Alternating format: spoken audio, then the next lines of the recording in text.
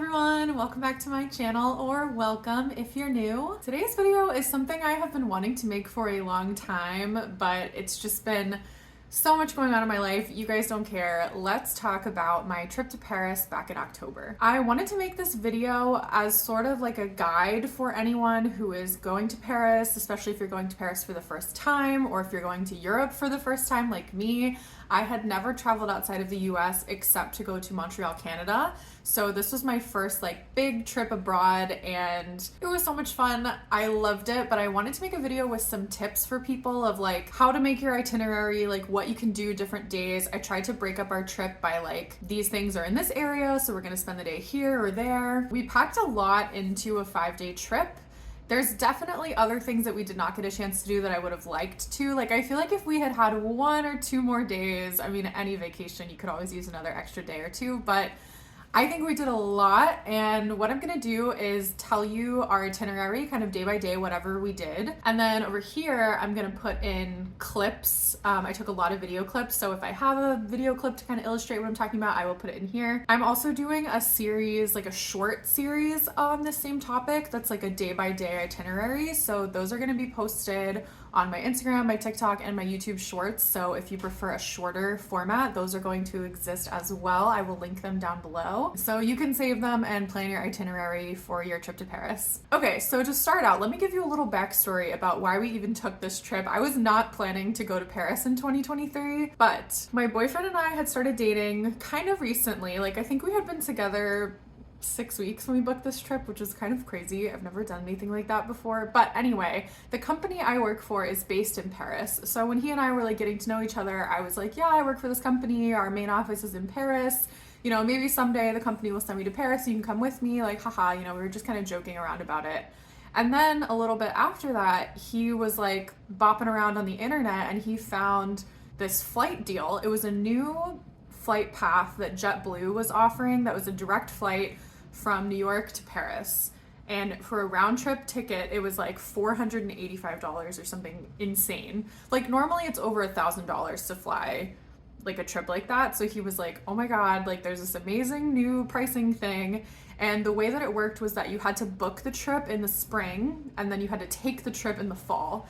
And there was like certain requirements about like which days you had to leave and come back and all of this stuff. So he asked me, should we do this? Like, this is like a once in a lifetime like pricing situation. Like, should we just get this flight and go? And I was like, yes. So we got the JetBlue flight. The only downside to this is that we live in Philadelphia and the flight is out of New York. So we had to make our way up to JFK in New York to fly out of JFK direct to Charles de Gaulle in Paris. And by the way, I have been working on learning French. I've been doing French for 300 days streak on Duolingo. I started working on it the day that we bought these tickets. And I think that my reading comprehension of French is like okay. My vocabulary is okay. My speaking ability, very bad. So I will try to do my best to pronounce certain things, but if I get anything wrong, I'm sorry. I am still learning. I would really love to achieve fluency in French, but I will do my best to pronounce things. No promises that I'm getting it right.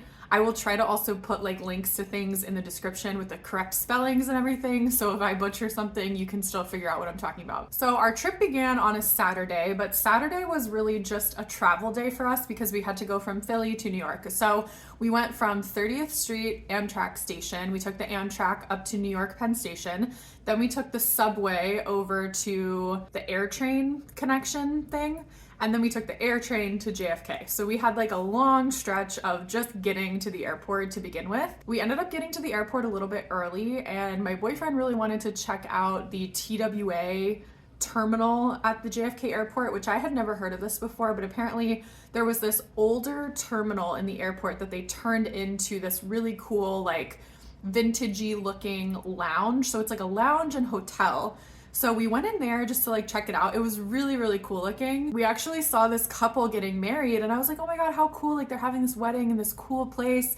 And then we like, you know, kind of look around, we're like watching them, taking pictures and stuff. And then we go over to the cafe and sit down and my boyfriend is like, I know that girl from college. And I was just like, oh my God, like he knew, he recognized her. He didn't want to interrupt her because it's her wedding day and she's doing her thing. But he was like, yeah, I know that girl. And I was like, oh my God, that's so funny.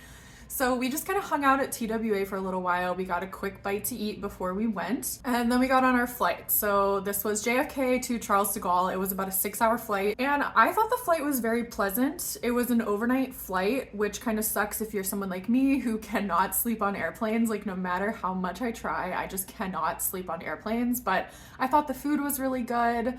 We did play like some games on the little like screen thing in the seats. We played Battleship. We just kind of like did whatever. We tried to watch a movie, but it had no subtitles and it was kind of hard to hear. So he mostly slept and I just kind of like did whatever to pass the time. So after our overnight flight, very early the next morning, we arrived at Charles de Gaulle. Going through customs was really easy. Like, going through and getting our passports stamped and all of that stuff was really quick and simple. The only thing that got us held up is that my boyfriend has a beard, and in his ID photo, it's like from a few years ago, and he doesn't look quite the same with his new facial hair. So the software like wouldn't recognize his face, and so he had to like wait in line and get looked at by an actual person instead of this computer system. So that slowed us down a little bit, but it was ultimately fine. So then we took the RER train into the actual city of Paris, because the airport is like around 40 minutes or so north of the city. So we had to take the train down into the actual city.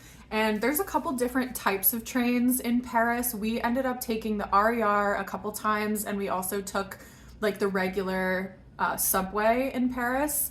There are other regional trains as well that we didn't have experience with, but those are the two that we did. Spoiler alert, the trains in Paris are excellent. I was very, very impressed by their transit system, but we will talk about that more a little bit later. We were staying in the 8th arrondissement, right near the Arc de Triomphe and the Champs-Elysees. So we literally like came up out of the subway. You know how it's like underground and you come up and you're like seeing what's above you? So we come out and we see like these beautiful streets of Paris, and it like hit me like, oh my gosh, I am in another country. I am in Paris. Like, this is crazy. And then we turn around and right behind us is the Arc de Triomphe. And because it was the early morning, it was like maybe 7 in the morning or something, nobody was really out and about. It was a Sunday morning by then because we had our overnight flight, and there was no one there. So our first impression of Paris was like the beautiful sight of the Arc de Triomphe with nobody else around, and like the sun was rising and it was so beautiful. So that was really cool. And we did go back to the Arc de Triomphe another day, and it was like packed with people. So I'm really glad that we got the chance to see it like super early in the morning. That's a tip I have for you. If you want to go see it, try to go early in the day when nobody's there, because you can have a really nice view of it. So then after that, we walked over to our Sonder, which was pretty close by. We stayed at Sonder Atala. I love Sonder. I've talked about Sonder before in other videos. If I ever have the chance to stay in a Sonder as opposed to like a regular hotel or Airbnb, I will always pick the Sonder. Not sponsored. I wish Sonder would sponsor me. Hi Sonder, please sponsor me. I love your business. But Sonder is kind of a cross between like a hotel and an Airbnb. It feels like you're staying in your own little apartment. I will say the one we stayed at in Paris was definitely more of like a hotel feeling, but I've stayed at other Sonders where it feels very much like an apartment. Like, you have a full kitchen, you have laundry, all of that stuff. The one we stayed in was more like a hotel where you just have like your bed, the bathroom, that's pretty much it. So we walked to our Sonder. It was pretty close by the train station, and the only downside of this is that normally Sonder will let you leave your bags there. They have like a little room where you can leave your bags so you can go out and about before it's time to check into your room. But because we were there in October and the whole situation was going on with Palestine and Israel, that had all kind of started up again recently, the city was in high alert due to that.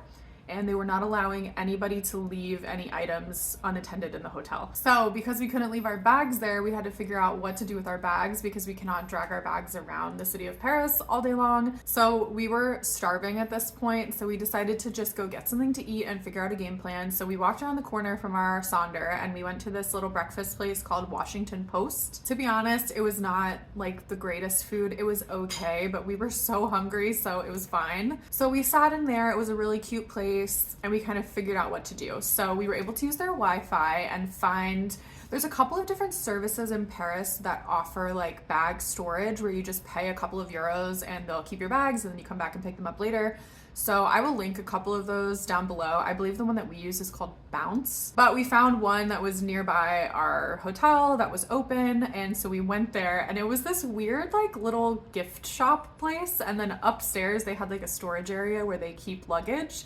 So we paid €6 for each bag and we left our bags there. And then we finally felt free because we had gotten something to eat. We got dropped our bags. We were tired from being on the plane all night, but we were like, let's explore Paris. So what we ended up doing is walking down the Champs-Élysées, which is a very famous street in Paris. This is where all of the like major shopping is, like all the high-end luxury stores, kind of similar to like Fifth Avenue in New York.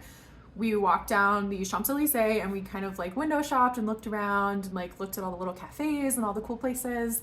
And we walked towards the Petit Palais Museum. This is a free art museum that I had seen online before the trip. By the way, once the algorithm found out that I was planning a trip to Paris, I started getting fed a ton of Paris content, and it was so helpful to just see like all the different museums and restaurants and ideas for people. I also had some friends who had been to Paris before. I work with people in my company who are from Paris, so I got all these recommendations from all these different places, and I had compiled like a list of options of things for us to do, and Petit Palais was one of them because it's a free museum and it was pretty close by our hotel. So we walked down there and we got to see the museum. It's such a beautiful museum. It's pretty small, but it has this beautiful tile floor, like mosaic floor, lots of sculptures, amazing ceilings, all of these really beautiful paintings and sculptures. There were some works by Gustave Doré, who's one of my favorite artists. There was a statue of Dante that is very famous. We got to see that. So much cool art. Like, I loved that, kind of setting the tone for our trip. And also just the outside of the building is amazing. It has a garden in the back that's like this little outdoor garden cafe place. That's really pretty. This museum is across the street from another museum called Grand Palais. So you have Grand and Petit Palais. The Grand Palais Museum was closed. I believe it's still closed for construction, or they're kind of redoing some things in there. So we did not get to go to that one, but we saw the outside and it's absolutely gorgeous. After that, we thought we would just kind of get our bearings and like wander around Paris a little bit. So we crossed this bridge over the Seine River and we kind of just like wandered around, looked at some of the landmarks and old buildings and stuff. And we decided to make our way towards the Eiffel Tower because of course you're in Paris, you have to go see the Eiffel Tower. So we ended up walking up to the Eiffel Tower via this street that has this very like iconic, idyllic view of the Eiffel Tower. It's like a photo op spot. So there was a lot of people there taking photos. We joined in and we took our photos there, and then we walked up to the actual plaza with the Eiffel Tower. I will say I had been warned before my trip that there are scammers around Paris. There's different types of scammers that you will commonly see. We saw them all when we were there. I will say that they are mostly concentrated near the like touristy landmark type of areas where they're gonna catch people who are not familiar, or they know that they're visiting and they don't know what to expect. Just try to avoid them. The ones that we saw were like the bracelet scammers, where they try to put a bracelet on your wrist and they're telling you it's a gift and then they want you to pay for it, and they like won't take it off you until you pay for it. There's like the ball in the cup scam, where it's a guy who has like a ball under 3 cups and he's moving them around and you have to pick like where's the ball, and you're paying him all this money. There's also like people with clipboards who are trying to get you to sign something, and then usually someone's gonna pickpocket you while you're distracted signing. So there's all these different scams. You can tell who the scammers are. Like, they just have kind of a certain look about them. They are holding the bracelets, they're holding the clipboards, you know, you can identify them. Just avoid them. I would get really anxious every time we saw these scammers because I just didn't want to be involved with that. I really didn't want to be pickpocketed, so I just like clung to my boyfriend and tried to ignore them as best as possible. All you really need to do is say non merci and keep going and just whatever. So after that, we got up to the plaza where the Eiffel Tower is and we took a bunch more photos there. It's a really, really incredible view. It is possible to get a ticket to go to the top of the Eiffel Tower, which is something I wanted to do, but I didn't realize how far in advance you have to book that. You have to book that like probably 2 months or more in advance, because I was trying to book it like a couple of weeks in advance and everything was sold out. So if you want to do that, highly recommend getting your tickets way in advance. After we saw the Eiffel Tower, we were both really tired at this point. We had been up for a long time consecutively. So we made our way back to our sonder, and we had to wait in the lobby for like about an hour because our room still wasn't ready. We were a little bit early. So we hung out in the lobby. Finally, the room was ready. We went upstairs and we immediately went to sleep for a few hours because we were so exhausted. Oh, actually before that, we went and got our bags. so we could bring them back with us to the Sonder, and they were completely safe. They were fine. €6 to leave them there in this weird place was totally fine. So we took our nap, which was much needed, and then we kind of like took a shower and like got acclimated, got ready for the evening. And then we took the metro to this restaurant that my boyfriend's friend had recommended to him called, I'm sorry if I get this wrong, Les Temps des Cherries.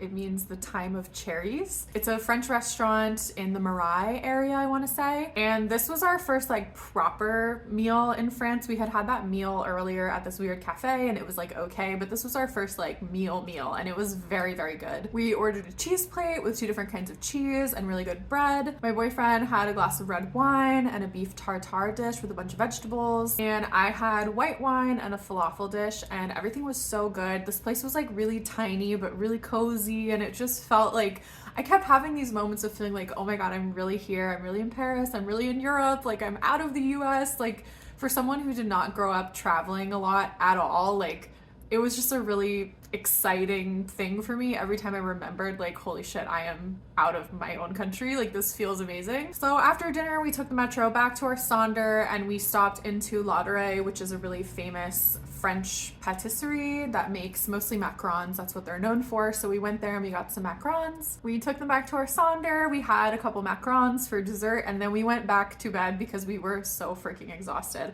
And that was our first day, technically 2 days, like travel day and half a day in Paris. And it was great. It was a great first day. It was a long day, but it was very exciting. The next day was Monday, which was my boyfriend's birthday. That was actually part of how we chose when to do this trip, was that like the JetBlue thing had certain times or like days that you could go, and we were like, oh, like one of them is Dan's birthday, so why don't we just go during his birthday? So we wake up, it's Dan's birthday. Of course we wanted to go out to a nice breakfast, so we went to this place that we found called Cafe Lulu, and we both had eggs benedict. It was so good. This place is really, really cute. It's like the very classic like French cafe with like the tables outside and then of course other tables inside. After that, we were in this area that's very close by to Shakespeare & Co., which is a very famous English language bookstore. It has an incredible history. If you want to read some crazy stuff, look up the history of Shakespeare & Co. because it's super interesting. But we went into there. They do not allow any photography or videos on the inside, so I just took a couple little clips of the outside, and I bought a couple of books. I bought a copy of Fear and Trembling by Kierkegaard and also a book called How to Direct Shakespeare. After that, we walked over to the Notre Dame Cathedral, which is very close by. Notre Dame is still under construction after the fire that happened there a few years ago, but you can look at the outside, which was really cool. There was like a big crowd there. We also thought about going to Sainte-Chapelle, which is this very famous church that has this beautiful stained glass everywhere. That's something else that I wish we would have booked in advance, because we tried to book it online like the day or two before and there was no tickets, and they do have tickets at the door, but you have to wait in line. And so we went and just tried to check out the line, and the line was really long, so we ended up not doing Sainte-Chapelle, but that's something I would love to see next time. I will get tickets in advance. So after that, we decided to walk over to the Luxembourg Gardens, and along the way we stopped into this really cute thrift store called Kilo Shop. I believe this is a chain. There's a few of them around the city. So we went in there just to look around. We didn't buy anything, but they did have a good selection of like thrift and vintage clothes. Then we got to the Luxembourg Gardens, which was so beautiful, and the reason that Dan wanted to come here is because there is a Tame Impala album. I'll insert it here, and like the photo on the cover of this album is from the Luxembourg Gardens. So he wanted to go there and see the gardens because they're beautiful, but also he wanted to find the spot where this photo was taken from and try to take like a similar photo. So we did that. That was kind of fun. After that, we took the train to Montmartre. This is something that I wish we had time to do like a full entire day in Montmartre, because it's the cutest little area. Like, it has the most beautiful little windy streets. There's the cathedral there, of course, which I'll talk about in a second. So many cute little stores, so many restaurants. Like, you could really spend all day wandering around here. We only had a few hours to be there, so the main thing we wanted to see was the Sacré-Cœur Cathedral. So this cathedral is way up high on a hill. So at the bottom, you start out and there's this carousel that's kind of this like iconic carousel spot. So you walk up past that, you walk way up the hill. I think it's around like 300 steps to get all the way up to where the actual cathedral is. So that's a tough walk. Also, we came in through the subway, and just to get out of the subway, you have to take like several flights of stairs to get up out of the subway. So if you're gonna do this whole situation with the cathedral, be prepared to walk a lot and go uphill a lot. So we get up to the plaza where the actual cathedral is. We go into the cathedral and we look around. It's really beautiful inside. There's candles everywhere, beautiful stained glass. To me, it was reminiscent of the Notre Dame Basilica in Montreal. That's the only other like big cathedral that I've ever been to. So it reminded me of that a little bit. It's so beautiful inside. And this cathedral also has the very special little added feature that there's these like huge turrets on top of it, and they actually allow you to climb 300 steps in this like winding spiral staircase to go up to the very top of these turrets and look out. So we paid, I don't remember how much it was, like a few euros to go up there, and it was tough. I feel like if you are in any way claustrophobic or prone to panic attacks from being in like a small enclosed space, do not do this. I think it was really tough for someone like me who like, I don't know, I guess maybe I need to work on my endurance or something, but I thought climbing all the way up here was very difficult. They do have little like signs partway through that'll be like, you're almost there, only 100 steps to go, like to keep you kind of encouraged to do it. But basically you're in this little concrete like cylinder with steps cut out, and you are just winding and going up the steps until you get to the very top, which I think is really worth it. Like if you're physically able to do this, it is so cool to see it. It has the most beautiful like 360 view of the city of Paris. You can see the Eiffel Tower and it looks really tiny, and it was just really cool to see. Like I recommend doing it, like I said, if you're physically able to do it. And then the other hard part is getting back down. I honestly thought getting back down was not harder, like it's physically easier because you're going down steps instead of going up, but I found it like mentally harder, if that makes sense, because you're just staring at the steps in front of you and you're just going down and down and down, and like it feels like you're doing this like monotonous repeating process, and like if you're not paying attention you could slip and then you would fall down like 300 stone steps.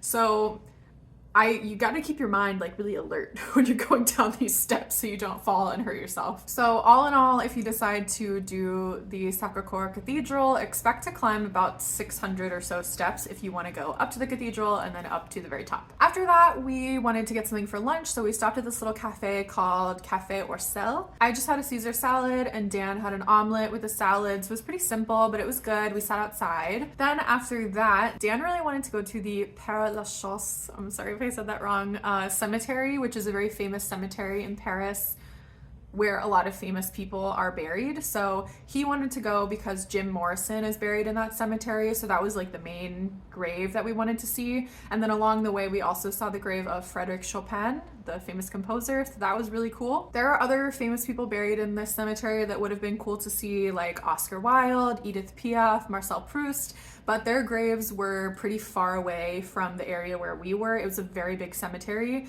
and we were there with only like maybe an hour left before they were closing. So we decided we didn't have time to go over and see these other people, but we did get to see Jim Morrison and Chopin, which was cool. Their graves are kind of like sectioned off. Like Chopin is more like on the main walkway where you can walk right up to it. Jim Morrison's grave is kind of set further back from like the main walkway, and they have like a gate around it because people will try to disturb the grave. When we got home, we were like looking up stuff about why he's buried in Paris and the whole situation about his grave, and like there have been items stolen from the grave before, like little plaques and things that were made on top of it. People are leaving like little whiskey bottles and photos and flowers and stuff, so they try to keep it a little bit away from the public to be respectful to him, I guess. But there were like little objects around the grave when we saw it, which was kind of cool to see. After that, we decided to go back to the Sonder to take a little break, and we saw the Arc de Triomphe again. This time it was in the evening, so it was packed full of people. Like I said before, if you want to see it with no people, I would recommend coming early in the morning. After that, it was almost time for Dan's birthday surprise. So I had told him we were doing something for his birthday, and it was a surprise, and it was at 9 p.m. So he kind of figured like maybe this is a dinner type of situation. He also was thinking like maybe it was some kind of concert or show. Like he had no idea what to expect.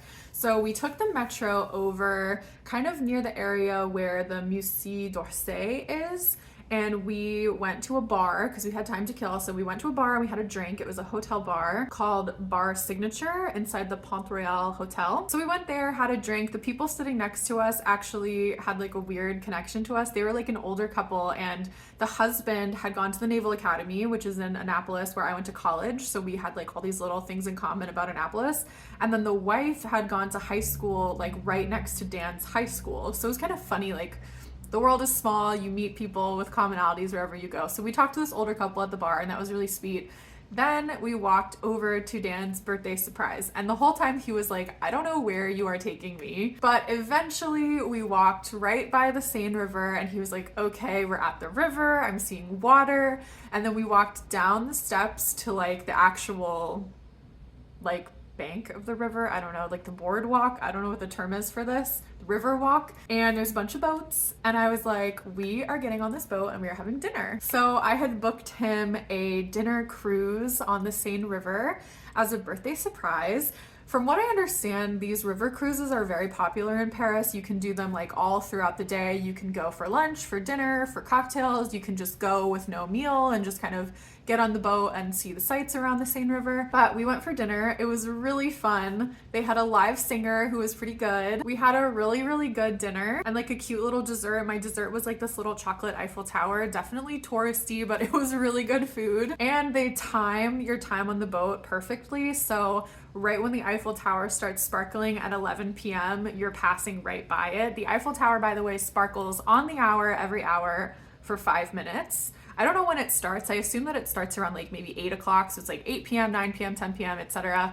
for 5 minutes at the top of the hour. So they time it perfectly so you can see it sparkling, and that was really exciting. I just thought it was like a really fun, romantic, like kind of different experience. I have never done anything like that before. So I think he liked it. That was his birthday surprise for me, and we had a really nice time. After that, we just took the metro back to our Sonder and went to bed. I did want to talk a little bit about the metro situation in Paris. I've mentioned taking the metro several times. Their metro is one of the best metro systems I've ever taken, like anywhere ever in the world. I don't think we ever had to wait more than 2 to 3 minutes for the train to come. The trains are clean, they're very efficient, it's very cheap. They take you basically everywhere you need to go. Like I was very, very, very impressed with the train system in Paris. I know that there have been concerns of like people getting pickpocketed on the train or weird stuff happening on the train. To me, I think that's true in any city, and you just have to be aware of your surroundings and know what's going on. I didn't feel more afraid or anything to use the metro in Paris as I do anywhere else. I actually don't even take the train in Philly because I think the Philly trains are like way more dangerous than something like Paris or DC or Montreal or the BART system in California. Like it was fine. It was fine. If you know how to behave in public and keep yourself safe, I think you'll be fine. So the next day, Tuesday, was a very exciting day for me because this was the day we went to the Cluny Museum to see the Lady and the Unicorn tapestries. So right behind me right here is my tapestry. I'll put in like another photo or video of it or something so you guys can see what it looks like. But I had bought this tapestry a few years ago at this random antique store in Oklahoma City. I just saw it and I loved it. And then later when I got it home, I was researching about it and I found out that it was a reproduction of these very famous tapestries that are in this museum in Paris. So when we were going to Paris, I was like, I want to go see my tapestry in real life. So we went through the whole museum first. The tapestries are at the end of the museum. They're kind of like the centerpiece of the museum. So we went through the whole rest of the museum first. It was a really cool museum. It's the Museum of the Middle Ages. So there was a lot of like Christian artwork, stained glass, a lot of sculptures, some paintings, like really, really cool. Like overall, I recommend going to this museum just to see their collection. And then it was time to see the Lady and the Unicorn, and I was freaking out. I was so excited. I actually made a whole video about my tapestry and the history of these tapestries in Paris, so I will link that if you guys want to watch it. But finally getting to see these tapestries in real life, there's actually 6 of them that are in a series and they have them all displayed together in one room. It is so cool to see something like that. Like the real ones are way bigger than mine, and like you're just in this room and they're all around you, and it's like, I loved it. I was freaking out. I was like fangirling so hard about this tapestry. So after that, we went to the gift shop. I bought a book about the tapestries because I wanted to have like a little book to display nearby in my house. And then we had one of my favorite lunches or like restaurants that we went to was this cafe called Saint Andre. We had walked by this cafe a lot because it's in the area that's close to like Shakespeare and Co. And like we had passed by it a few times. It was really nicely decorated. It's on a corner. It has that like very classic, like I said before, like little tables outside of like how you picture Paris. So we went in there, we had lunch, and it was really yummy. And we tried escargot, which I was nervous to try because I'm not the most adventurous eater out there. But when you're in Paris, you should try escargot. So we ordered it. It came with like the little tongs to pick it up with, and then the little tiny fork that you like scrape out the little snail. To me, it was kind of similar to eating like shrimp or seafood. Like that's what I would compare it to. It's not gross. It's actually delicious. It has this really yummy, like garlicky, buttery sauce with it. Anything in a garlic butter sauce, automatically delicious.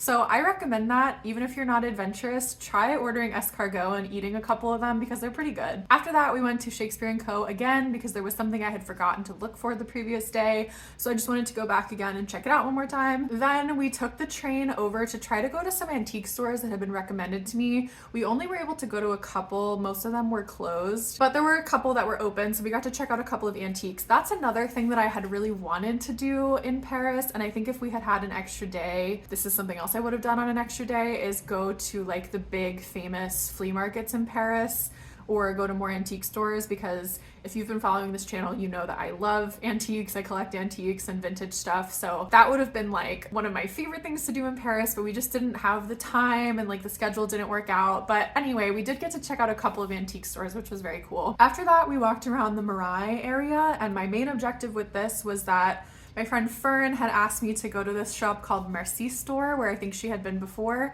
and she wanted one of their tote bags. So I went there and picked it up for her. She had like asked me for the specific one that she wanted. And Merci Store is really, really cute. It's a concept store that's really big, and it has like all kinds of different stuff. It has home decor stuff, it has clothes, it has like bath and body and beauty products, textiles, bedroom stuff, all kinds of different stuff. And they actually carry Christophe Robin, which is the brand that I work for.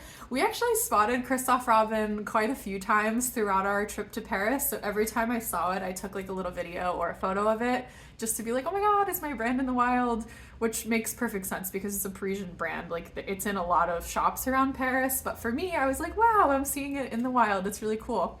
I actually didn't even know that Christophe was at Merci Store, and Dan was the one to see it first. He was like, oh my gosh, they have your products over here. So I highly recommend checking out the Marais and Merci Store and just like walking around that area. There's lots of very cute little boutiques that we stopped into along the way. This is another really good shopping area. After all of that, we went home, we took a rest for a little bit. This was something we did a lot actually every day, is like do something in the morning, in the afternoon, go back to the sauna and take a little break. I personally need breaks like that because I have restless leg syndrome. I have some chronic health stuff that makes it hard for me to just like go all day long. So for me, it was nice to come back to the sauna and take a little break in the afternoon, like take a shower, refresh a little bit, and then go back out for dinner. So that's what we did. We had dinner this night at this like steak house, not really a steakhouse, but it was like we had steak, so I guess that's why I'm thinking of it as a steakhouse. But it was a place pretty close to our hotel. It wasn't like the greatest, it was okay, but yeah, we had dinner there, it was fine. Then the next day, Wednesday, is one of my favorite days, I think, because we were headed to the Versailles Palace. So I had seen on Instagram Reels or TikTok or something, somebody had this suggestion that you can eat breakfast at this restaurant at Versailles. And if you get the first breakfast like reservation of the day, it's really easy to just go into the castle and like you can be there when not that many people were there. Turned out that that wasn't really true. There was a ton of people there when we went, but we did get to have breakfast in the cafe and it was so nice. This is probably my favorite meal that we had on the entire trip. It's a very classic kind of breakfast. Like it was just like eggs and sausage and croissants and pastries and orange juice and hot chocolate and like, you know, very standard breakfast things, but it's just presented in such a beautiful way. Like you're literally at the Palace of Versailles. Like it's just feels so fancy. So I loved that breakfast. Then we got to see the Versailles Palace, which was so stunning. This is another place where you could literally spend the entire day if you wanted to. We ended up seeing the whole like interior part of the palace. There's like 2 or 3 different segments of it. So we saw all the interior part of it. I was like, how do I make my house look like this? Like, how do I create this at home? Because this was like exactly the type of design style that I really, really like. So I was taking so many pictures and videos of like, when can this resemble my home? I loved it. It's amazing. Like, just if you love French design, French history, French like opulence, you have to go to Versailles and check it out. It's so beautiful. After that, we were like sitting on a bench trying to decide if we wanted to stay and check out the gardens. We had like a special ticket that gave us access to the Marie Antoinette gardens and like private quarters and stuff. So we were kind of deciding like, do we want to do that? What order do we want to do it in? And then everything got evacuated. So there was a bomb threat at the palace, which is terrible. I think they had multiple bomb threats actually that week. So they ended up saying like, everyone needs to leave. We're closing until we clear this threat. So that made our decision for us. We were not able to see the gardens and we had to leave. After that, we went back to the Sonder. We took a little break. Dan went out for a little walk while I was resting, and he ended up going to McDonald's because there was like a French McDonald's right near where we were staying. So he brought me back some French McDonald's fries, which, spoiler alert, taste the same as regular fries. And then after that, we got ready to go into my office. So as I mentioned, I work for a company called Christophe Robin that has a headquarters in Paris. And even though I was not there on a work trip, I was just there for vacation with my boyfriend, I still wanted to go into the office because how often do I get to go into the French office and like meet all these people that I work with online and on video calls, but I've never met in person. So I thought it would be fun to take the time to go into my French office. So that's what we did. It was so cool to meet everyone in real life after knowing them for so long, like just over video. Everyone was super kind. So we went in like the middle of the afternoon and people were still working, and we had plans to go out to dinner with one of my colleagues from the French office, but I didn't want to interrupt her too much. So we ended up leaving her to like finish her work, and we walked around the area. We went to the Christophe Robin salon. So Christophe had his original salon in Paris that is still there, and I really wanted to go see it. So we went there. Christophe is not really like involved with the salon so heavily anymore, but one of the staff was really kind. Like I told her that I worked for the company, and she let me come in and like look around the whole salon, which was really cool. After that, we went to this shop that my colleague had recommended called Oh My Cream. That's like a skincare and beauty store that carries Christophe Robin, and they had a bunch of cool other products. So Dan bought a couple of products there for his sister as a gift. And then we went to this other really cute shop called Nose. That's like a perfumery. And my gift for Dan for his birthday was that I was gonna get him a new fragrance. So we kind of tried out a bunch of stuff. We worked with one of the employees to like tell her what kind of scents he already likes and what he wears, and she recommended something for us that we ended up really liking, so I bought him that as a gift. After that, we walked back to the office to meet up with my coworker, and we went out to dinner at this place that she recommended. It was called Kodawari Ramen, and this place was so interesting. I've never been to a restaurant like this. It's a concept restaurant that is made to be like a fish market. So it's not just like it looks like a fish market, like it's like you're entering the world of a fish market. So they have like ambient audio playing that sounds like you're in a fish market. They had like ice trays of dead fish and like boxes of fish everywhere. It's like these little tiny tables that you sit at that are like these long wooden tables with like little stools, and then of course the ramen, and it was so delicious. This is something that I feel like I would never like be able to find myself, but she found it for us, and it was one of the coolest meals we had when we were there. After that, we made our way over to this place that Dan had heard of and really wanted to try out called, I'm sorry, I'm gonna say this wrong, Les Caveaux de la Rochette. I'm sure that that's not how it's really pronounced, but it's basically a jazz club. So this place is kind of famous from what I understand. It's been featured in movies. It was briefly featured in the movie La La Land that came out a few years ago. But on the top, it just kind of looks like a regular bar. And then underneath, downstairs, it's like a jazz club where they have live jazz music and live swing dancing. So that was so fun. This was like one of the most fun nights that we had when we were there. I highly, highly recommend checking this place out if you can. The band that they had playing was super talented, and then there was this couple who my impression of them was maybe that like they come here a lot and like they swing dance a lot, because they were very talented swing dancers. I literally spent the whole night just watching them dance together.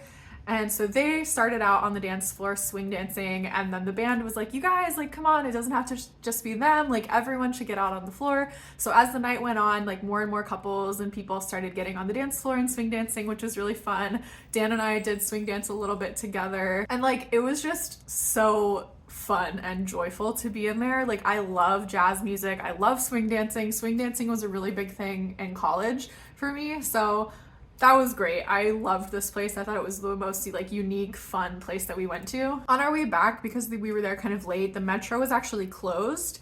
I don't know if all of the metro closes at a certain time or like just the stops that were near where we were, but we ended up taking an Uber back to our Sonder, which is fine. Like as long as we had Wi-Fi, we were able to get an Uber and it was an easy process. So we went back to our Sonder and went to bed.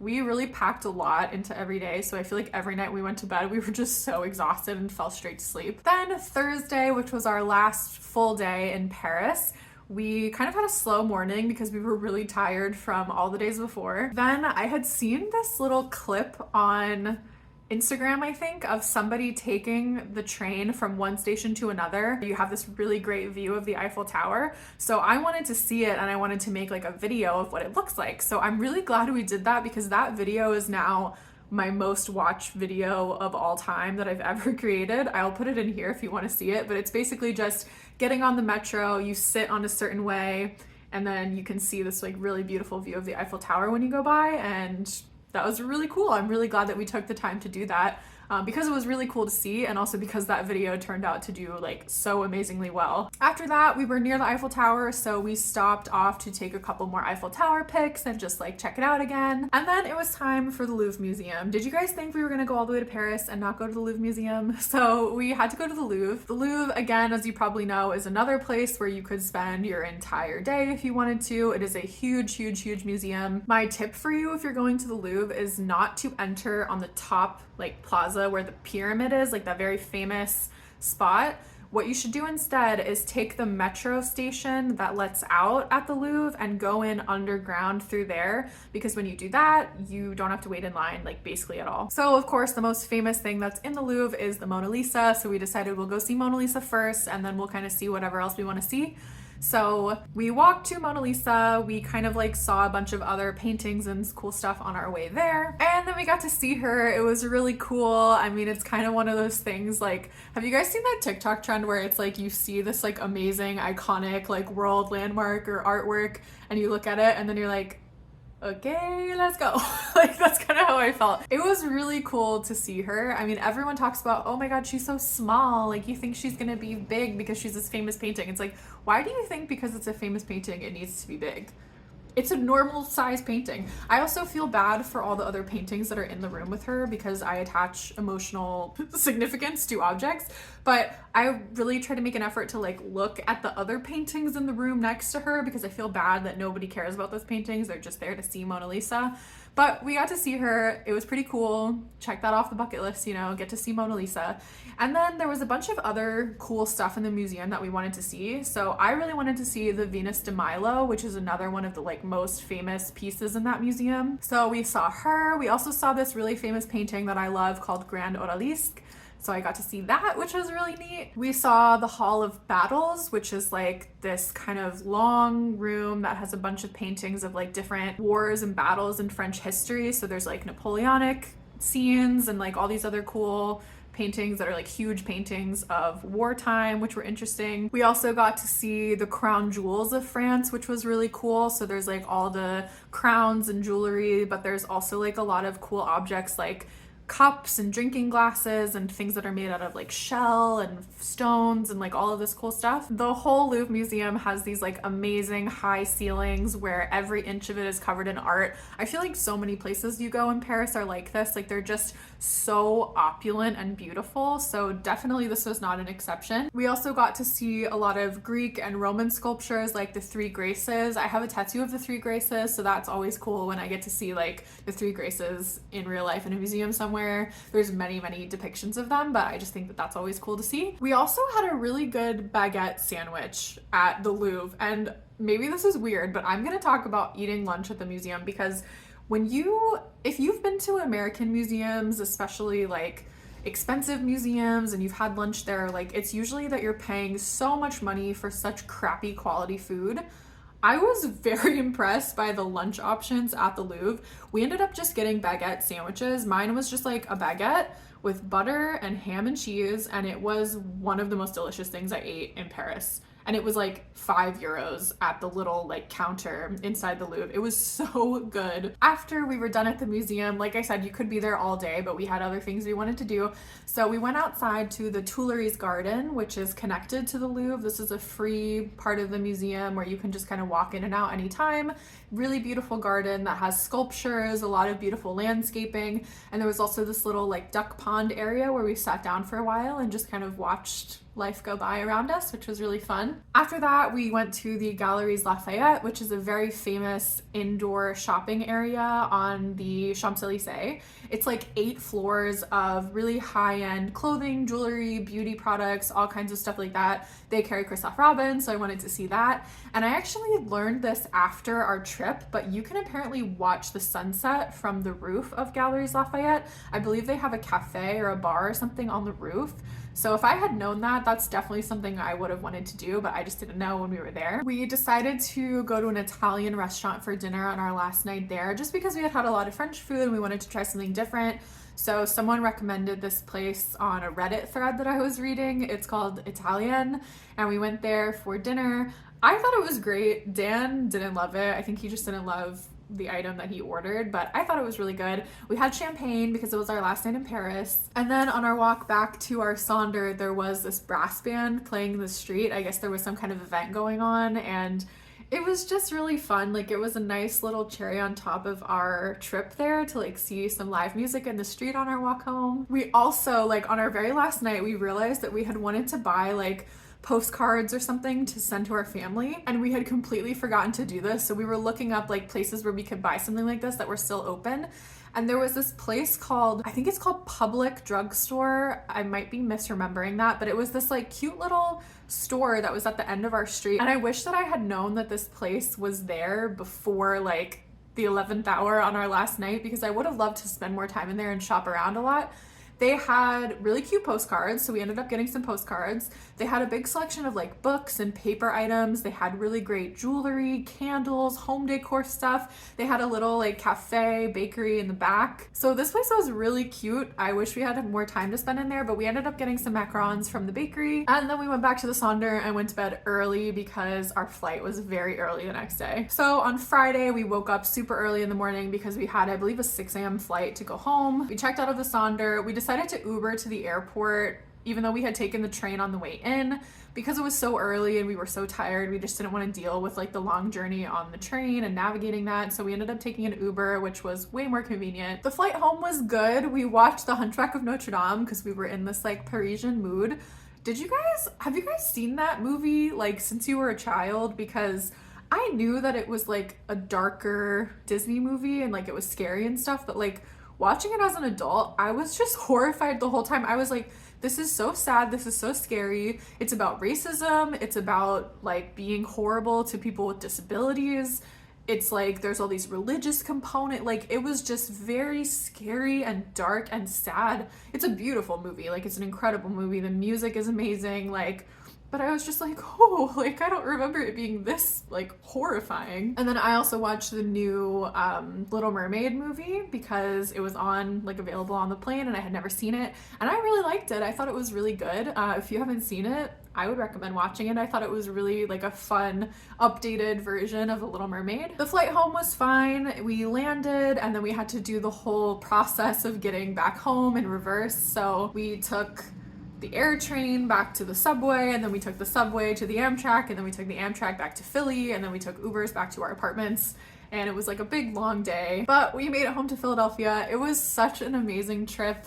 I definitely want to go back to Paris. I would love to see it again. I'm really hoping that something with my work will take me there again, or I'll just have the opportunity to go again on vacation. I hope this video was helpful to you if you're planning a trip to Paris. Maybe you feel a little bit more excited. I hope I gave you some ideas for things you can do, as well as like the little clips just kind of illustrating everything. Like I said, I am making a short series of this video, so if you just want like a quick like play-by-play of the itinerary, I will link those down below so you can can check those out. Thank you guys so much for watching this video. I really hope it was helpful, and I will see you in my next one. Bye.